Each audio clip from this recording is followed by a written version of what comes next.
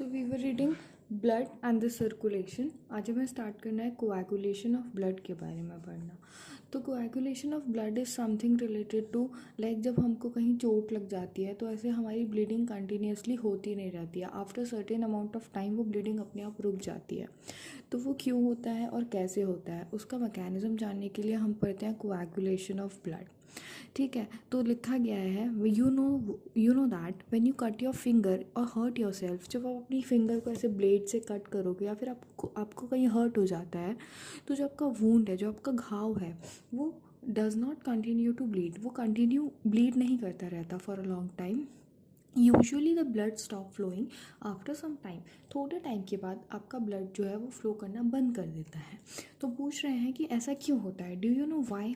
क्योंकि blood exhibit करता है, ब्लड के पास एक ऐसा मैकेनिज्म होता है जिससे आपका जो ब्लड है वो क्लॉट हो जाता है, मतलब बाहर बहना बंद हो जाता है। इसी को हम कहते हैं, ये जो आपका रिस्पॉन्स है एक इंजरी और ट्रॉमा जो आपके बॉडी में हुआ है उसी को हम कहते हैं कोएगुलेशन या फिर क्लॉटिंग। और इसका एक पूरा मैकेनिज्म होता है, एक वेरियस प्रोसेस होती हैं जिसको हम बोलते हैं कैस्केड प्रोसेस, उसके थ्रू आपका कोएगुलेशन होता है। तो उसको हम पहले फ्लो चार्ट से पढ़ लेते हैं, फिर हम एनसीईआरटी रीड करेंगे।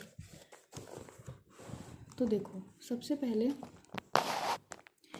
पहले आपको सपोज़ इंजरी हुई, आपके किसी भी जहाँ आप किसी भी बॉडी पार्ट पे आपको इंजरी हुई, तो वो इंजरी जहाँ पे हुई है वो क्या करेंगे, वो आपका वो वाले ब्लड वेसल्स आपके क्लॉटिंग फैक्टर्स को रिलीज़ करेंगे।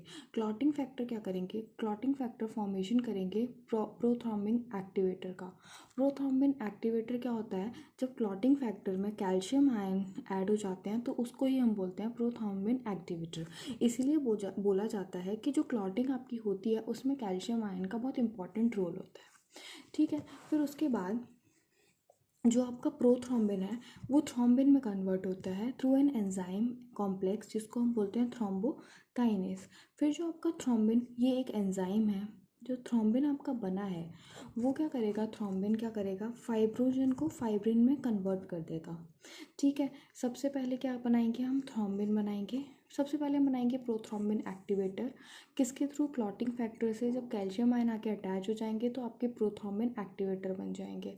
ठीक है, उसके बाद हम क्या करेंगे, उसके बाद हम करेंगे प्रोथ्रोम्बिन को कन्वर्ट करेंगे थ्रोम्बिन में, किसकी हेल्प से, थ्रोम्बोकाइनेज की हेल्प से। फिर उसके बाद क्या होगा, जो आपका थ्रोम्बिन है वो कन्वर्ट करेगा फाइब्रिनोजन को फाइब्रिन में। ठीक है, तो और जो फाइब्रिन है वो आपका अल्टीमेटली क्लॉटिंग करता है। ठीक है, एनसीईआरटी से पढ़ते हैं क्या लिखा गया है। You would have observed a dark reddish brown scum formed at the site of cut or injury over the period of time। जब आपको बहुत टाइम हो गया एक इंजरी हुए हुए तो उसमें क्या होता है, फिर आप ऐसे ना एक ऐसा जाल जैसा ऑब्जर्व करते हैं रेडिश ब्राउन कलर का। ठीक है, रेडिश, यही बताया गया है कि आप रेडिश ब्राउन कलर का स्कम ऑब्जर्व करते हैं। उसके बाद बोला गया है इट इज़ अ क्लॉट। ये क्या होता है, क्लॉट होता है आपका coagulum form mainly due to network of threads. ये जो फाइब्रिन क्या करता है, एक नेटवर्क बना लेता है उस जगह पे, इसकी वजह से ही आपको ब्राउन स्कम जो है वो आपको दिखता है। क्यों दिखता है, नेटवर्क ऑफ फाइब्रिन की वजह से। In which direct damage formed elements of blood are trapped. देखो वहाँ पे डैमेज हो चुका है, तो जो आपके डैमेज ब्लड फॉर्म्ड एलिमेंट्स हैं, जो ब्लड सेल्स डैमेज हो चुकी हैं, वो वहाँ पे ट्रैप हो जाती हैं। कौन ट्रैप करता है, फाइब्रिन ट्रैप कर लेता है। ठीक है, फिर क्या बताया गया है, फाइब्रिन कैसे बनता है वो बताया गया है। Fibrin are formed by the conversion of inactive fibrinogen in the plasma by the enzyme thrombin. ठीक है, और थ्रोम्बिन कैसे बनता है, थ्रोम्बिन बनता है inactive substance present in the plasma called prothrombin. Prothrombin से थ्रोम्बिन बनता है। प्रोथ्रोम्बिन आपकी इनएक्टिव स्टेज है, थ्रोम्बिन आपकी एक्टिव स्टेज है। ये कैसे बनता है, बाय द एंजाइम थ्रोम्बोकाइनेज। वही लिखा गया है, an enzyme complex thrombokinase is required for the above reaction. उसके बाद बोला है ये कॉम्प्लेक्स ऑफ सीरीज क्या होती है, एंजाइम लिंक्ड होती है। हर स्टेप पे आपका एक एंजाइम यूज़ हो रहा है, इसको हम बोलते हैं कैस्केड प्रोसेस। ठीक है, involving number of factors, factors मतलब protein present in the plasma. कहाँ प्रेजेंट है, प्लाज्मा में। देखो, जब आपकी क्लॉटिंग की नीड है तभी आपके फैक्टर्स एक्टिवेट हो जाएंगे, अदरवाइज ये आपके प्लाज्मा में रहते हैं बट इनएक्टिव फॉर्म में रहते हैं। ठीक है, उसके बाद बताया गया है एन इंजरी और trauma stimulate the platelets in the blood to release certain factors. आपको पहले भी बताया था कि जो प्लेटलेट्स होते हैं वो मेनली क्लॉटिंग में इन्वॉल्व होते हैं। तो बाद में यही बोल रहे हैं कि जो आपको इंजरी होगी तो प्लेटलेट्स क्या करेंगे, स्टिमुलेट करेंगे क्लॉटिंग फैक्टर को कि वो रिलीज़ हो और मैकेनिज्म ऑफ कोआगुलेशन आपका स्टार्ट हो। Certain factors release by the tissue at the site of injury also stimulate the coagulation.